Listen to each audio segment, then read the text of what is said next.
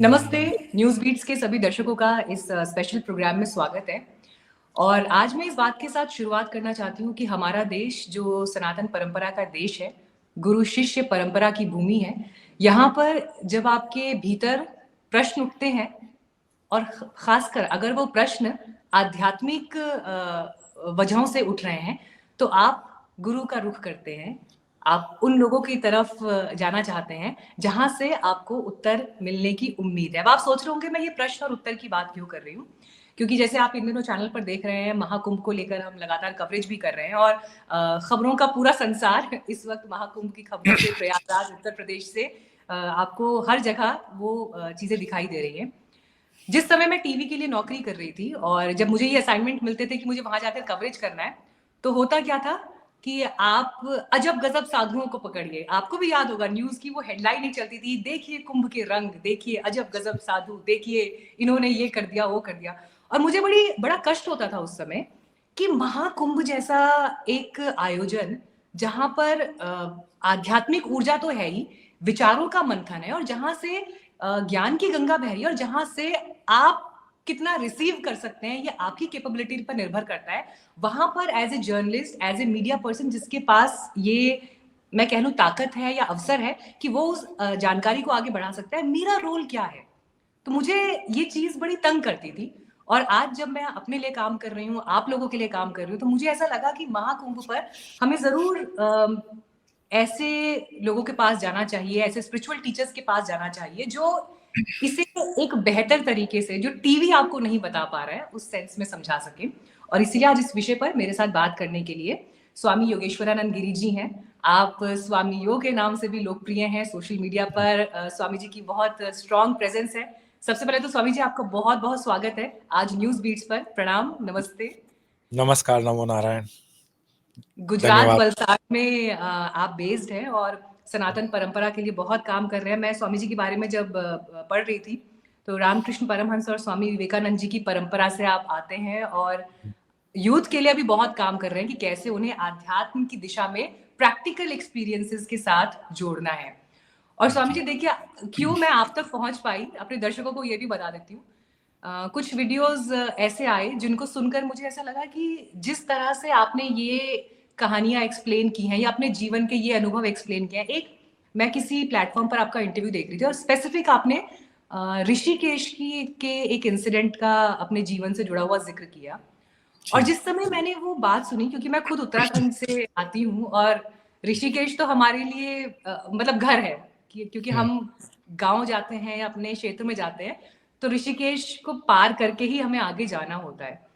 और जब आपने कहा ना कि एक ऋषिकेश तो वो है जो आपको दिखता है, लेकिन मैं उस ऋषिकेश में एंटर कर रहा था जहां जो अमूमन लोगों को नहीं पता होता है। और जिस समय मैंने आपकी ये बात सुनी, मतलब वो ऐसे ऐसे बल्ब नहीं चलता जो दिमाग में तो अचानक से मुझे लगा कि ओ माय गॉड, मैंने ऐसा कभी सोचा नहीं है, मैं कभी सोच भी नहीं पाई कि ऐसा भी कुछ हो सकता है। And that day this thought came to my mind कि मुझे महाकुंभ पर आपसे बात करनी है। वाह, बहुत अच्छी। तो ये जो एक छोटा सा नरेशन मैंने दिया, ये कैसे डेस्टिनी हमें कहाँ लेके जाती है, किनसे मिलवाती है और फिर वो संवाद आगे कौन से रास्ते खोलता है, ये उसका एक उदाहरण मात्र है।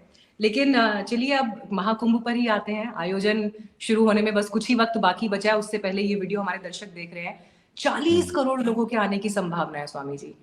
अब सवाल ये है कि जो स्पिरिचुअल सीकर वहां पर कुछ पाने के लक्ष्य से जा रहे हैं, अपने आप को क्लीन करने के लक्ष्य से जा रहे हैं या मैक्सिमम स्पिरिचुअल बेनिफिट्स लेने के लिए जा रहे हैं, क्या महत्व है सबसे पहले तो महाकुंभ का किसी भी आध्यात्मिक व्यक्ति के लिए, स्पिरिचुअल सीकर के लिए? सबसे पहले शब्द जो कुंभ है, उस कुछ शब्दों को आप अगर थोड़ा सा मेमोरी में रखेंगे तो समझ बहुत आसान से आ जाएगा। जैसे अभी आपने कहा ना कि एक सेंटेंस की एक ऋषिकेश जो लोग देख रहे हैं, और एक ऋषिकेश जिसको लोग अभी देख नहीं पा रहे हैं, कुछ साधुओं को या कुछ एनलाइटेन लोगों के लिए वो दिखाई देता है।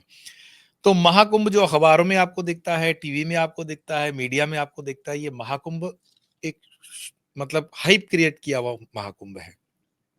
और एक महाकुंभ जो है वो एक साधक के भीतर की भी अवस्था का कुंभ है। हमारे ऋषि मुनियों ने उसको बहुत साइंटिफिक तरीके से कुंभ का आयोजन रखा था, जिसको हम कहते हैं अध्यात्म में लौकिक और परलौकिक।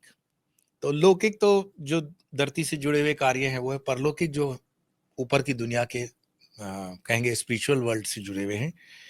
पर इसमें प्रतीकात्मक कुछ चीजों को हमें समझना पड़ेगा कि ये कुंभ का आयोजन पहले कब हुआ होगा और उसका कारण क्या रहा होगा। तो उसमें अगर खोजने चले जाएंगे तो हम लोग क्रिटिक बन जाएंगे कि इस एजुकेशन पॉलिसी ने ये नहीं पढ़ाया, वो नहीं पढ़ाया।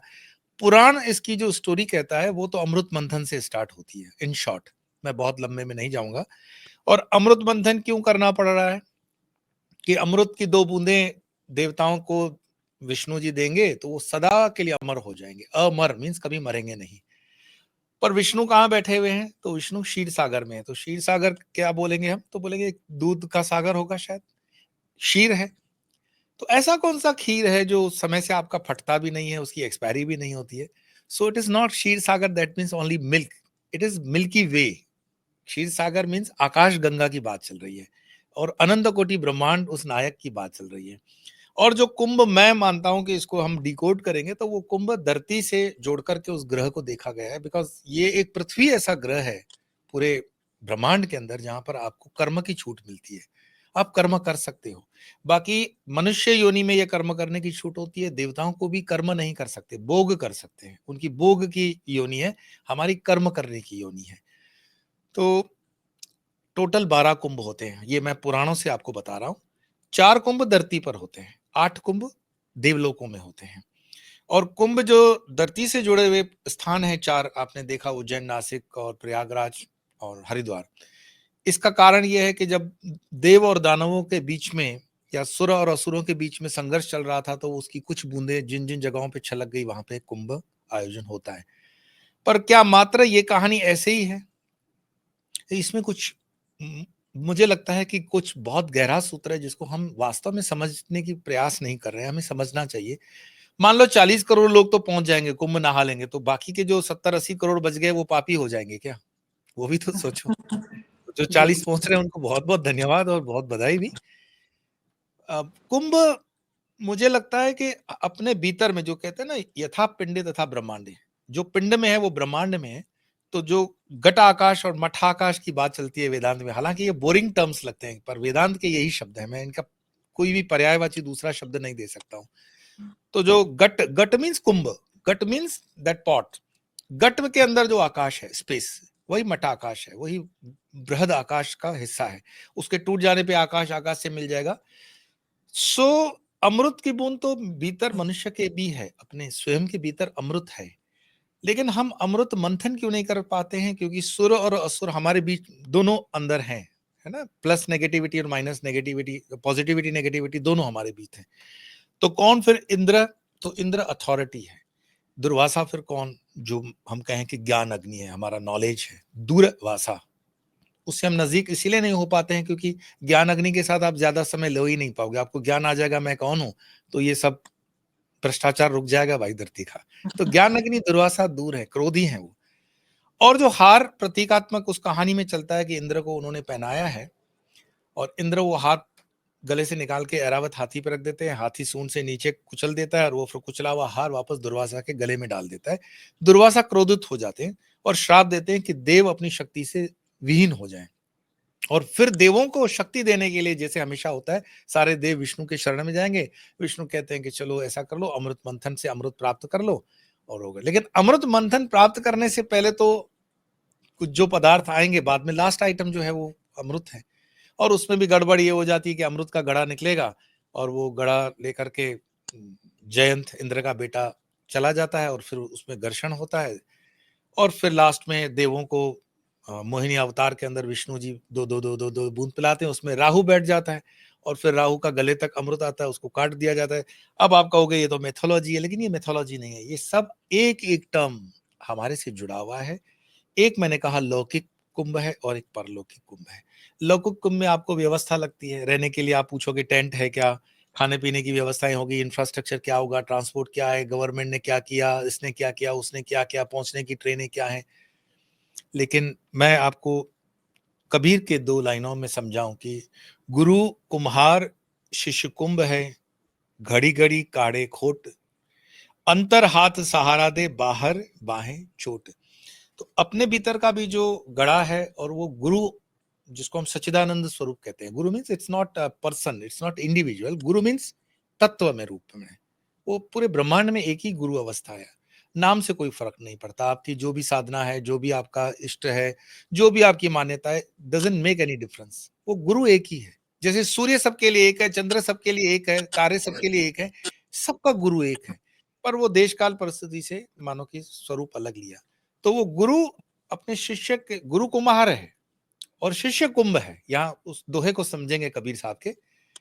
और फिर अगर आप थोड़ा सा अध्ययन करोगे तो कौन पहुंचता है कुंभ में, कितने अवतार कुंभ में पहुंचे थे, महाकुंभ में, उसकी ऑथेंटिसिटी और पुराणों से भी लीजिए। इसको रिवाइव फिर आदि शंकराचार्य ने किया, उसका कारण क्या था, क्योंकि देश के अंदर धर्म में थोड़ी अराजकता फैली हुई थी, हिंदू धर्म बहुत बुरे समय से उस समय गुजर रहा था, तो उसको सबको यूनाइट करने के लिए आई I think in this way कि उस समय आदि शंकराचार्य जी को ऐसा लगा होगा कि सबको एक प्लेटफॉर्म पे लाने के लिए एक गैदरिंग जरूरी है। मेला मीन्स मेल जोल, टुगेदरनेस, गैदरिंग।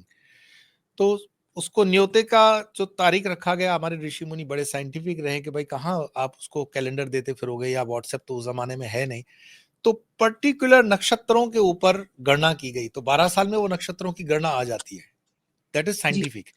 और वो बृहस्पति उसमें पर्टिकुलर राशि में पहुंचेंगे, सूर्य पर्टिकुलर राशि में पहुंचेंगे, तो सिंहस्थ कुंभ मेला होगा या ये कुंभ मेला होगा, तो वो उस तिथियों पे सारे संत महात्मा उस गैदरिंग में आ जाते थे, and it was pre decided, किसी को कोई न्योता नहीं मिलता था, सारे आ जाते, सबके अपने मंडप लगते, खूब चर्चाएं होती। आजकल जो आप टीवी पे ये छीना झपटी वाले डिबेट्स देखते हो, वैसा डिबेट नहीं था, एक बहुत ही, जिसको कहते हैं ना, रिस्पेक्टेबल हम लोग मानदंडों पे कर रहे थे, और धर्म का आदान प्रदान होता, कुरीतियां जो समाज में होती उसको कैसे हटाया जाए, इस पर चर्चा कर करके वो कुंभ 40 दिन 45 दिन का सेशन पूरा होता था। It was a kind of parliament of religions, आप कह सकते हो, gathering of all sects of Hinduism in India at that time, जब कोई बाहर के आक्रांता नहीं थे।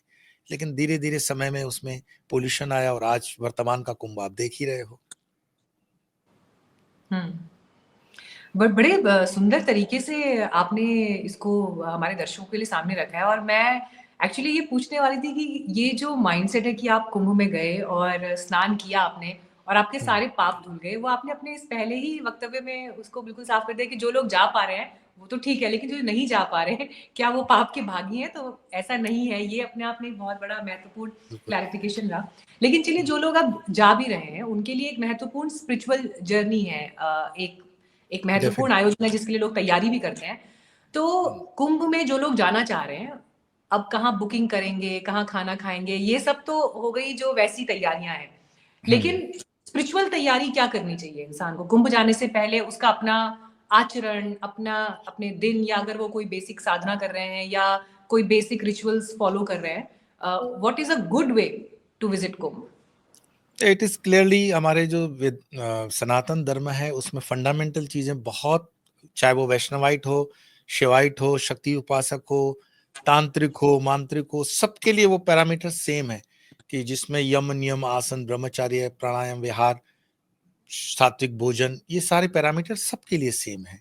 और ये तो कल्पवास होता है, प्रयागराज का जो मेला है तो उसमें कल्पवास कहा जाता है, एक पर्टिकुलर अवधि तक आपको रहना पड़ता है। देखिए, मंदिर देखने के 2 तरीके हैं, एक आप टूरिस्ट की तरह जाओ और टूरिस्ट की तरह बस हाथ लगाए और निकल आए कि हमने दर्शन कर लिए। पर ऐसा कहा जाता है कि आप अगर किसी जागृत स्थान पे जाएं तो मिनिमम 24 घंटे आपको उसकी ऑरा में रहना चाहिए to feel that thing. 3 days is always good, 3 दिन तो रहे बेहतर है, पर 1 दिन मिनिमम रहना चाहिए।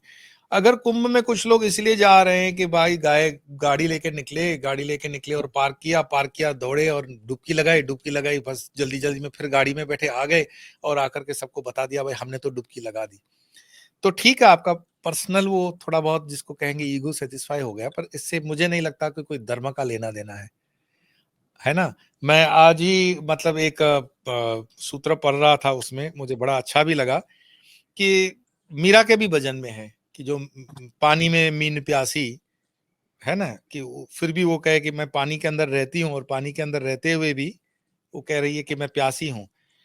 तो जो जंतु जीव पानी में रहते हैं, गंगा जी में रहते हैं, वो तो हमसे फिर बहुत हजारों कोटि ऊंचे होंगे, उनको तो बड़ा जी। पुण्य प्राप्त है ना। जो संत महात्मा तक उस क्षेत्र में नहीं पहुंच पा रहे हैं, वहां पे कई मछलियां, कई कछुए वहां पे घूम रहे हैं हजारों, तो क्या वो सारे सिद्ध योगी हो जाएंगे? ऐसे प्रश्न अपने से करने चाहिए हमें।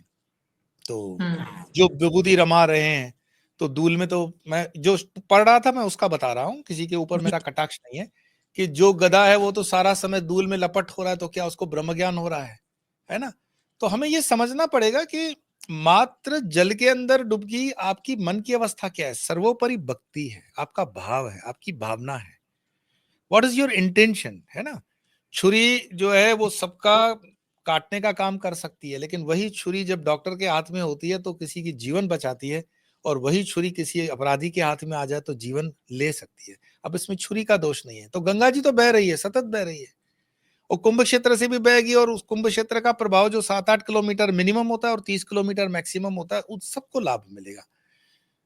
पर भावना को देखना है कि मैं सचमुच में अध्यात्म का कुछ अनुभव करने के लिए जा रहा हूं, और मुझे कुछ अपने आप को जानना है। हु एम आई, मैं हमेशा 5 डब्ल्यूज कहता है, who am I, what am I, from where M I, till when M I, and why am आई।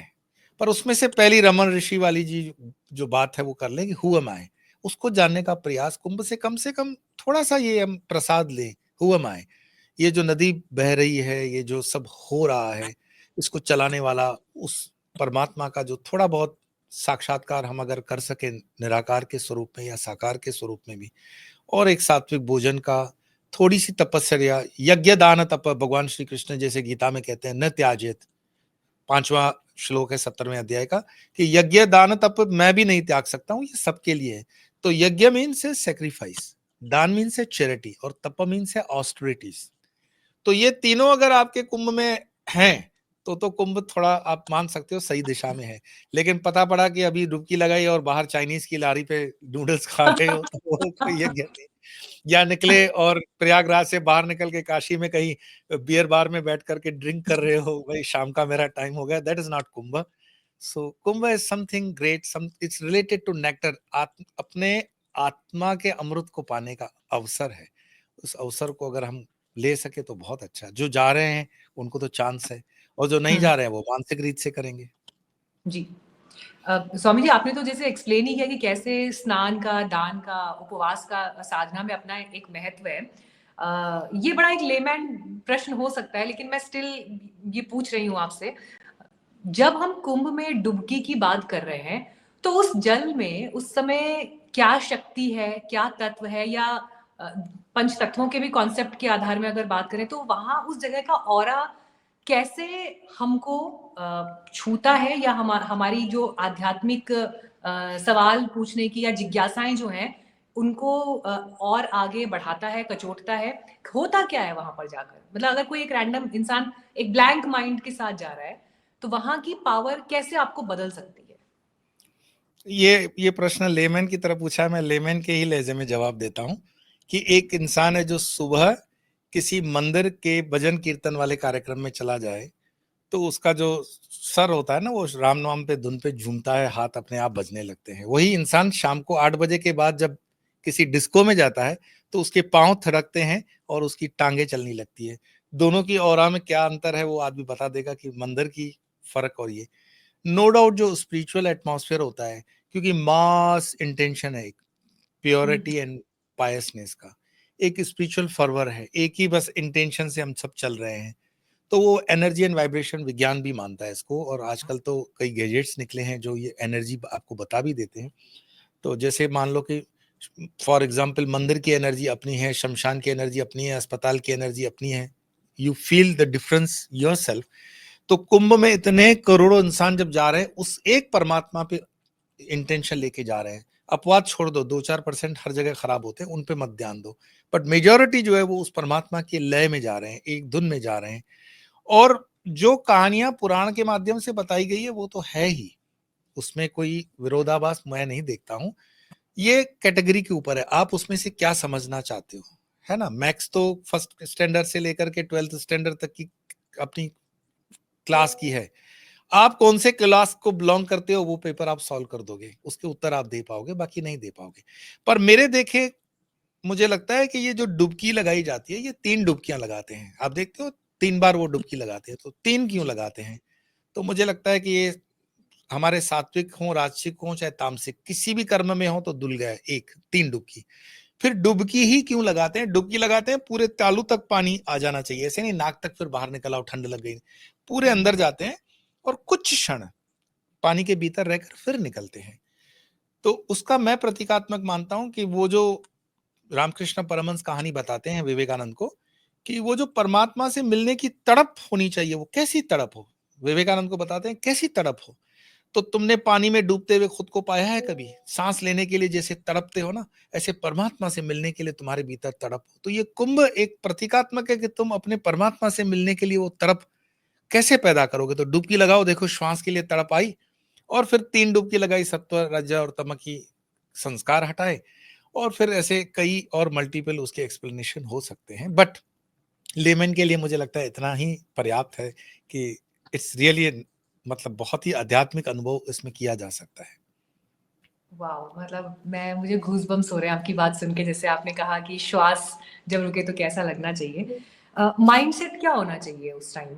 जब आप डुबकी लगाने के लिए जा रहे हैं, क्या कोई मंत्र होना चाहिए दिमाग में, कोई ध्यान होना चाहिए या आपके इष्ट का ध्यान होना चाहिए? क्या माइंडसेट होना चाहिए उस वक़्त? हमारे सनातन में लगभग हर मंत्र या हर देव की जो मंत्र होता है उसमें नाम जप में नमः होता है। ओम नमः शिवाय, वासुदेवाय नमः।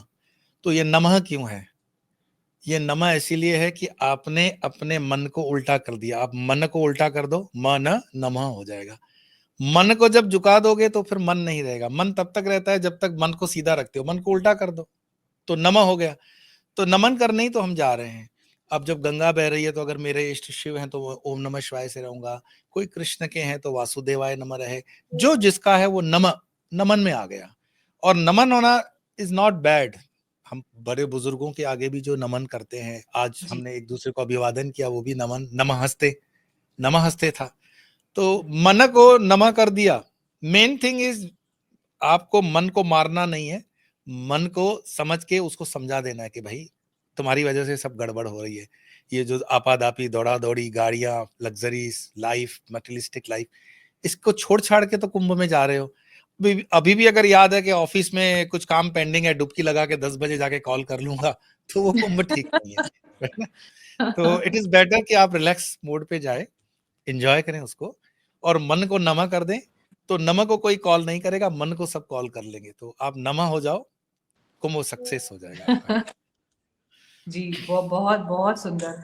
अच्छा स्वामी जी, मतलब मैंने अपने पिछले कई वीडियोज़, क्योंकि मैं खुद जब तीर्थ क्षेत्रों को देखती हूँ और वहाँ पर जिस तरह की भीड़ आती है और उस भीड़ के बाद जो अव्यवस्थाएँ होती हैं, और अव्यवस्थाओं से भी ज़्यादा कुछ लोग जो इस माइंडसेट से आ रहे हैं जहाँ पर ध्यान, साधना या वहाँ पर होने की बजाय घूमना-फिरना ज़्यादा होता है। तो मैंने इस विषय पर कई वीडियोज़ बनाए और कई बार बड़ी आलोचना भी हुई कि तुम कौन हो किसी को सर्टिफिकेट देने वाले, किसी की भक्ति को, जिस बात को मैं स्वीकार करती हूँ। एक जी। लेवल पर वो बात ठीक है कि मैं क्या हूँ जो मैं किसी को सर्टिफिकेट दे सकती हूँ। पर हाँ, बुरा लगता है वो देखकर, तो कंटेंट बना दिया इस बात पे।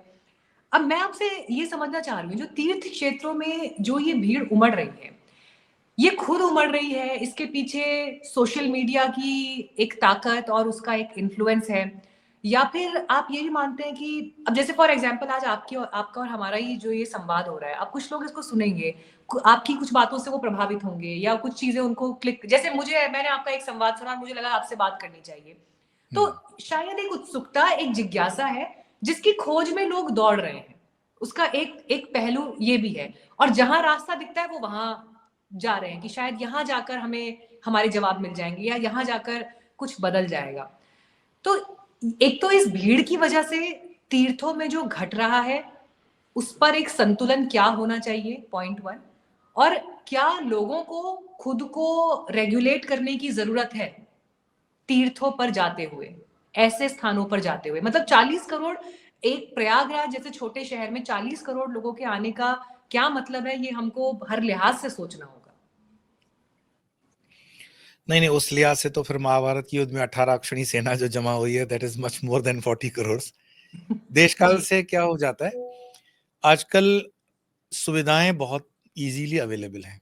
मुझे मतलब कहते हुए खुशी भी हो रही है कि भारत देश इतना समृद्ध है कि जिस इंसान की साइकिल लेने की ताकत थी वो आज मारुति भी चला रहा है, ईएमआई के बेस पे पर चला रहा है। मैंने कई हजार लोगों को जानता हूं जो अपने फोर व्हीलर्स लेके गए हैं कुंभ के अंदर, पर उनके हम्म। अंदर एक सेंसिटिविटी होनी चाहिए कि मैं कंट्रीब्यूट करने जा रहा हूं कुंभ के अंदर, या अपने जीवन में कंट्रीब्यूट करने के लिए मैं ये यात्रा कर रहा हूं, या मैं कुछ खराब करने के लिए जा रहा हूं।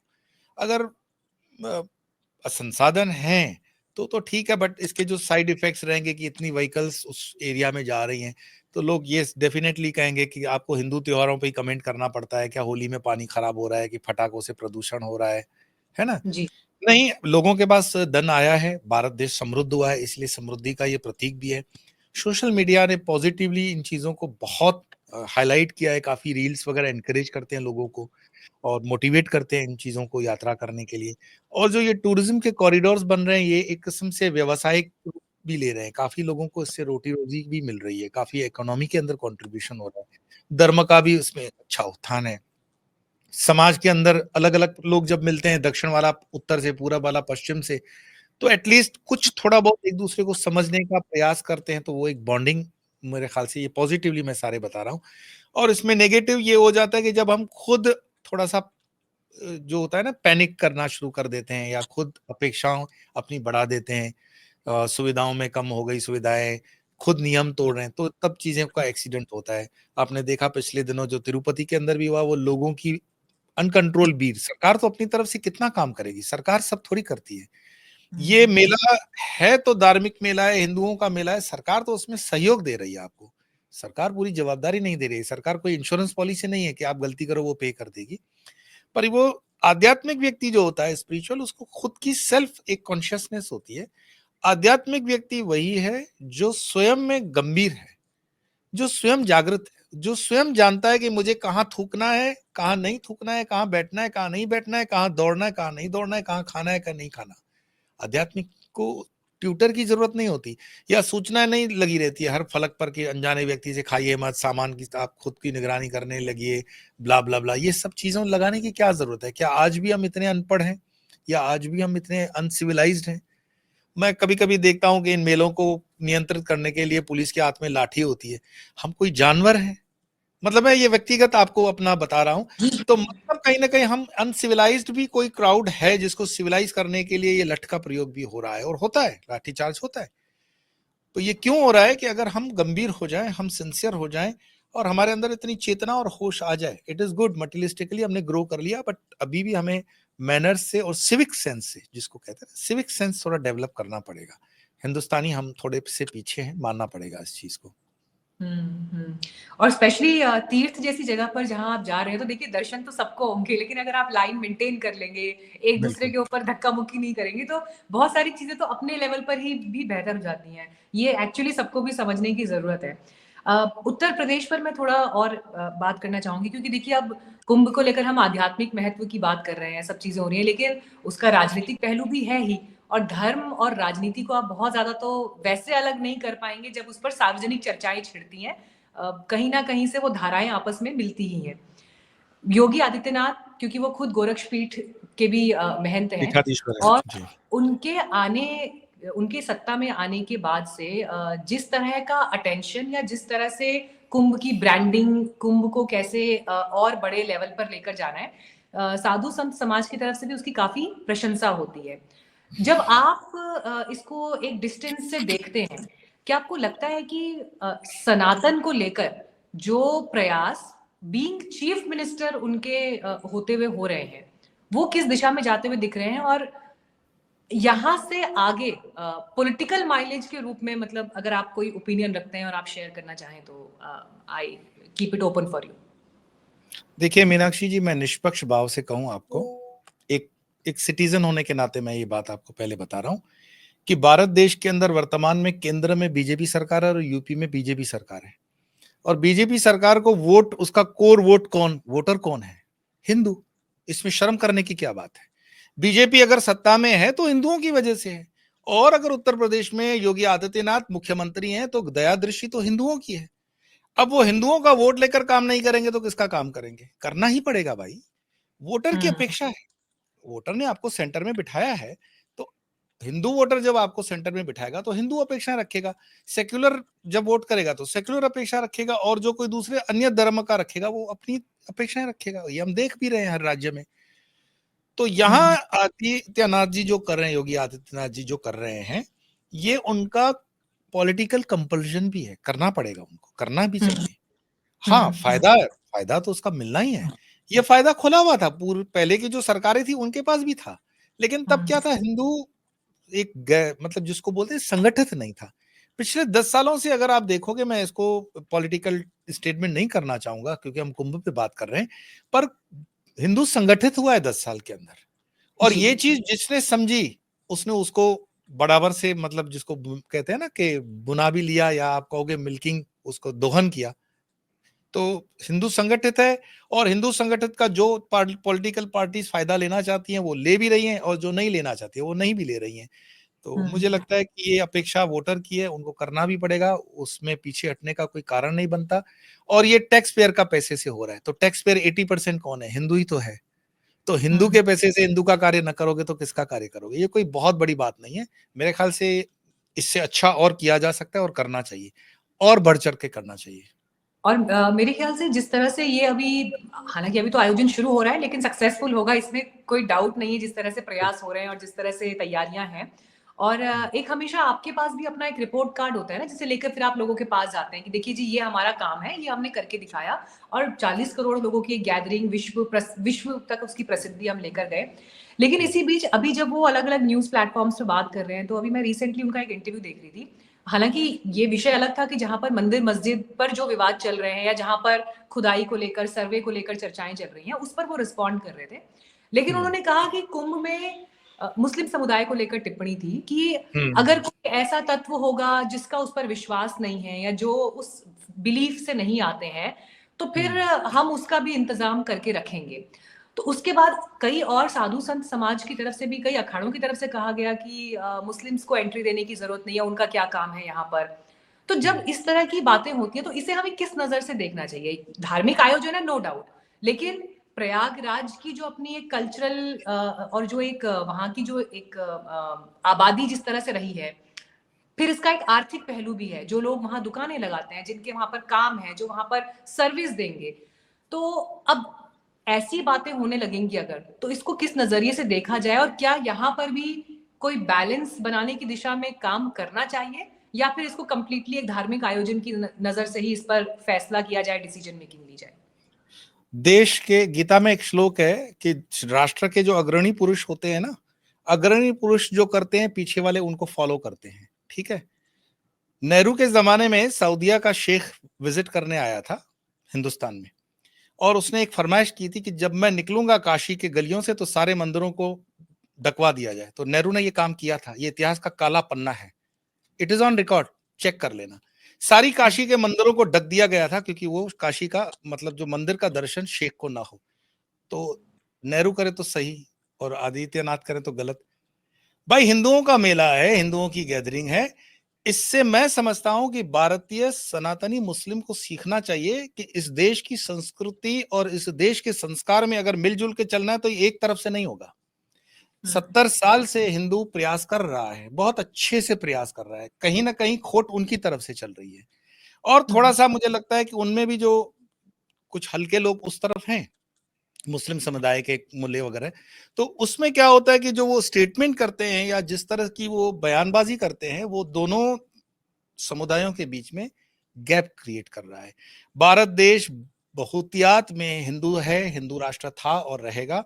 मैं अभी एक शंकराचार्य जी को सुन रहा था, तो उन्होंने कहा था कि हमने अपनी जमीनें उन्हें रहने के लिए दी है, लेकिन जब कोई कहता है ना कि हम इस जमीन के मालिक हैं, तो ये बड़बोलापन उनको पीछे कर रहा है। बाकी विनम्रता से हिंदू अपना हृदय निकाल के दे देता है, और हमने हजारों सालों से दिखाया। हमने पारसियों को रहने दिया, हमने ज्यूस को रहने दिया, अन्य धर्मावलंबियों को रहने दिया है, और आक्रांताओं भी अगर यहाँ पर सेटल हो गए तो हमने उनको भी प्यार से रखा हुआ है। हिंदू बहुत सरल, मतलब मैं मानता हूँ, लोग हैं। बट अगर उनको छेड़ता है कोई, तो अब मैंने जैसे कहा कि पिछले 10 साल में वो संगठित हुआ है, और अब आगे तो और भी संगठित होगा।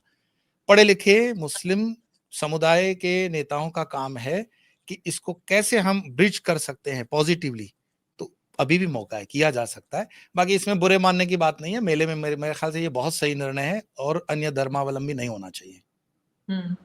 आपने बड़ा खुलकर और बड़ी क्लैरिटी के साथ अपने थॉट्स रखे और देखिए इस चीज़ की ज़रूरत भी है कि जो जो बात हम कह रहे हैं उसके पीछे हमारी सोच और हम कहाँ से उस बात को कन्वे करना चाह रहे हैं, ये बहुत इम्पोर्टेंट है। मैं एक अपना पॉइंट स्वामी जी यहाँ रखना चाहती हूँ। मैं कुछ दिन पहले मैंने एक वीडियो देखा जिसमें क्रिकेटर मोहम्मद कैफ हैं। पता नहीं आपकी अगर नज़र के सामने वो वीडियो आया हो तो प्रयागराज में ही हैं और उन्होंने मेरे ख्याल से उनके पिताजी थे शायद बोट पे, होता है ना वो बोट पे बैठ के आगे जाते हैं और फिर वहां पर उन्होंने डुबकी क्या स्विमिंग कर रहे थे बेसिकली।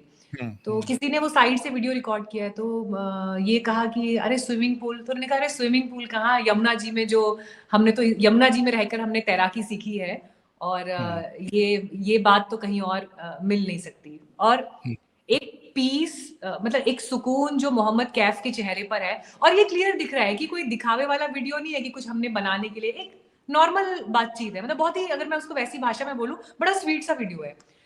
अब जब मैंने उसको देखा तो उस समय पर ये वाली चर्चाएं चल रही थी जो मैंने अभी आपसे सवाल पूछा और मेरे अपने मन में ये सवाल था कि मोहम्मद कैफ जैसा एक खिलाड़ी या उनका परिवार जो वहां उस क्षेत्र में रहा है, जिसने वहां तैराकी सीखी, आई डोंट नो, क्या पता यमुना जी के साथ मतलब हम उनको माँ की नजर से देख रहे हैं, हमारे लिए हिंदू फेथ में नदियों की पूजा का एक अलग महत्व है, लेकिन अगर उनकी नजर में भी किसी और तरह का जुड़ाव या नाता है उनके साथ में, तो फिर हम इन चीजों को डिफरेंशिएट कैसे करेंगे?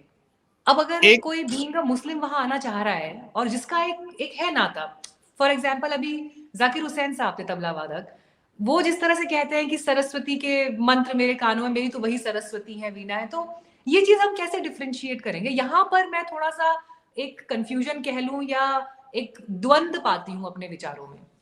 नहीं, द्वंद आपके विचारों में नहीं है। आप बहुत स्पष्ट हैं। आप अपने को बचाने के लिए शब्दों का प्रयोग कर रहे हैं कि द्वंद है। कोई द्वंद नहीं है।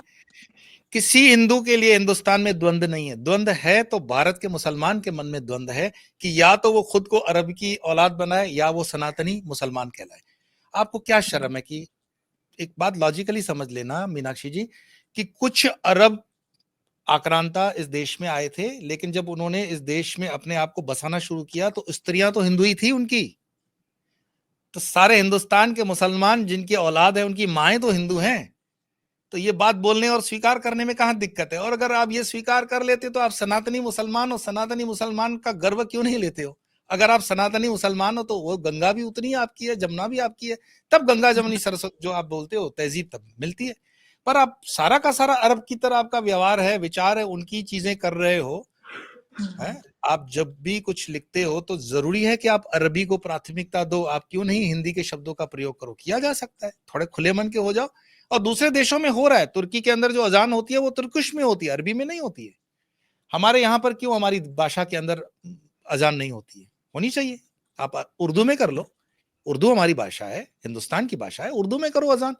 तो द्वंद आपके मन में, मेरे मन में नहीं है। द्वंद उस तरफ है और वो उस तरफ का द्वंद हम अपने आप पे आरोपित कर लेते हैं कि हमारे मन में द्वंद है। No no no, we are crystal clear.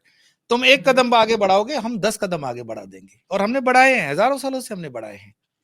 तो I think this is a time जहां पर पढ़े लिखे उन मुस्लिम समुदाय को ही सोचना है कि हिंदू को भावनाओं को आपको थोड़ा सा समझना पड़ेगा और उनके साथ आपको चलना पड़ेगा। खैर हमेशा संवाद और अपने भीतर से ही वो चीजें भी निकलती है जहां से आप ये सोचते हैं कि ठीक है, एक एक अलग राह या एक बड़े रास्ते पर आगे निकलना है, तो वो अपने भीतर से ही वो बदलाव और बातचीत के प्रयास भी होने लगेंगे। अंतिम प्रश्न ये लेकर आ रही हूँ स्वामी जी आपके लिए, क्योंकि अब देखिए मुझे लगता है कुंभ की खूबसूरती भी यही है कि जहाँ पे विचारों का भी कुंभ है, वो वैचारिक वो भी बिल्कुल, निकल ये वैचारिक कुंभ भी है। जी। तो मुझे याद है 2019 के समय मैं गई थी प्रयागराज और इसी तरह से, हालांकि मेरे ख्याल से वो अर्धकुंभ था अगर मैं गलत नहीं हूँ तो, और उस समय लोकसभा के चुनाव नहीं हुए थे, तो कुंभ को बड़ा इस तरह से प्रोजेक्ट किया जा रहा था उस समय कि यहाँ से बड़े स्ट्रॉन्ग पॉलिटिकल मैसेज निकलेंगे, और उस समय वो राम मंदिर पर भी फैसला नहीं आया था, तो इसलिए और ज्यादा जो है थॉट्स के लेवल पर, बयानों के लेवल पर बहुत गर्मी थी वहां पर, उस तरह की हीट बहुत ज्यादा थी। इवन हम लोग टीवी से जितने कार्यक्रम कर रहे थे उन सब कार्यक्रमों का मुद्दा यही था कि अगर अब मंदिर नहीं तो फिर योगी मंजूर नहीं, मोदी मंजूर नहीं, मतलब वो इस टोन में जो है कार्यक्रम सारे वहां पर हो रहे थे। और वो सब देखते हुए, क्योंकि राम मंदिर में पर बहुत सारी निगाहें थी, बहुत सारी आकांक्षाएं थी, प्रतीक्षा थी। फाइनली उस पर कोर्ट का फैसला आया, उसके बाद वो साक्षात रूप में वहां पर फिर प्राण प्रतिष्ठा और मंदिर भी बना। लेकिन उसके बाद ये था कि राम मंदिर तक बात रहेगी या काशी, मथुरा, अयोध्या, जो तीन मुख्य स्थलों की बात होती है।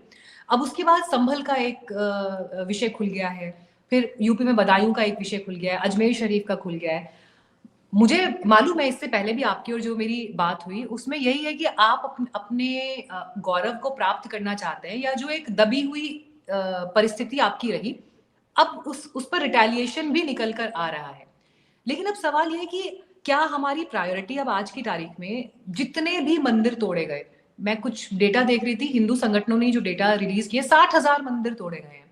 तो 60,000 मंदिर जिसकी लिस्ट है, मतलब जो लिखित में जो एक लिस्ट अलग अलग हिस्टोरियंस के डेटा से कलेक्ट करके मौजूद है, तो 60,000 मंदिरों की लड़ाई क्या अब हम साल 2025 में, 26 में, 27 में अब हम ये लड़ेंगे? तो what is a better way of looking at it? वही इस देश की जो संस्कृति है, कल्चर, वो तो दोनों का एक है ना। आप जो सब्जी खाते हो, हिंदू जो सब्जी खाता है वही मुस्लिम यहाँ का सब्जी खाता है, वही धनिया मिर्च वही है। हमारी कोई अरब की तो प्रिपरेशन उनकी भी नहीं है। इस देश की संस्कृति में तैमूर नाम नहीं हो सकता। इस देश की संस्कृति में औरंगजेब की मजार को पूजा नहीं जा सकता। इस देश की संस्कृति में बाबर के नाम का कोई रोड नहीं हो सकता। मुझे लगता है, एक मैं विचार दे रहा हूं, मैं नहीं समझता हूं I am authority to decide, अगर आक्रांताओं के नामों को हटा दिया जाए तो ये मुझे लगता है कि एक अच्छी पहल होगी। वो सामने से मुस्लिम समुदाय को बोलना चाहिए कि ये आक्रांता है, नहीं भी है तो भी हटा दो, ये संस्कृति से मैच नहीं है, हटाओ। और कुछ चीजें, हिंदू तो मैं मानता हूं कि बहुत बड़े हृदय के होते हैं। कोई 60,000 मंदिर तोड़े गए हैं तो वो नहीं होगा कि एक एक दिन रोज आप उठाओगे और मंदिर निकलेगा, वो ऐसी बात तो होगी भी नहीं। और मुझे लगता है कि भागवत जी ने भी जो आरएसएस के बात कही थी कि हर मंदिर के नीचे शिवलिंग निकालना, ऐसा संभव भी नहीं है और ये करना ठीक भी नहीं है। बट ये ठीक है, एक क्या होता है, क्षेत्रीय पॉलिटिकल समीकरण भी होते हैं, आप भी इसको जानते हो और बहुत अच्छे से आप जानते हो। तो कुछ पॉलिटिकल इस तरह के माइंडसेट के लोग इसको करना चाहते हैं, दैट इज डिफरेंट स्टोरी। पर अगर इस देश में हिंदू और मुस्लिम का सचमुच में बॉन्डिंग एंड ब्रिज करने का मतलब हम निर्णय कर लें, तो बहुत अभी भी समय है और स्कोप है, किया जा सकता है। लेकिन एक सुलझे हुए मन के साथ, एक खुले हृदय के साथ चर्चा हो और एक पॉजिटिव डिबेट्स हो, तो मेरे ख्याल से हो सकता है, ये 100% आपको हो लगता है सकता लेकिन ये मेल हो पाएगा? है। एक साल के अंदर हो जाए, मैं कहता हूं, मैं इसको देखता हूं कि ढंग से अगर करो तो एक साल के अंदर ये खत्म हो सकती है सारी बातें। India will be leading in world graph like number 3 और 4। और दोनों ही बहुत कर्मठ हैं। मुस्लिम हमारे हैं, वी ओन इट। किसी हिंदू ने आपको ऐसा नहीं कहा कि मुसलमान को पाकिस्तान भेज दो, जबकि धर्म के नाम पे हमने देश दिया है पाकिस्तान, धर्म के नाम पे हमने बांग्लादेश भी दिया, और बांग्लादेश को राहत देने के बाद भी हिंदुओं के साथ जो हो रहा है वो आप देख रहे हो। बावजूद इसके यहाँ के मुसलमान को कोई हिंदू नहीं बोल रहा है कि तुम निकल जाओ। पर कोई नीचे आके बोले कि 15 मिनट के लिए पुलिस छोड़ दो, हम बता देंगे, तो ये कुछ गंदगी मतलब वहां से फैल रही है ना, उसको उनको कंट्रोल करना पड़ेगा। तो ब्रिज दोनों तरफ से बनता है, एक वन साइडेड नहीं होता, इट इज बोथ वेज। वाह!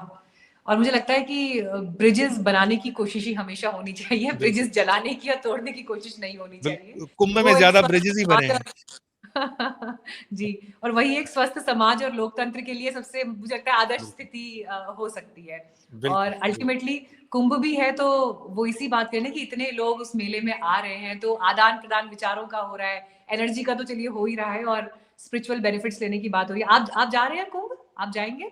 जी जी बिल्कुल, लेकिन मैं इसीलिए वो तारीखें डिक्लेयर नहीं करता हूँ क्योंकि सोशल मीडिया में रहने से फिर परेशानियां बहुत बढ़ जाती है हमारी।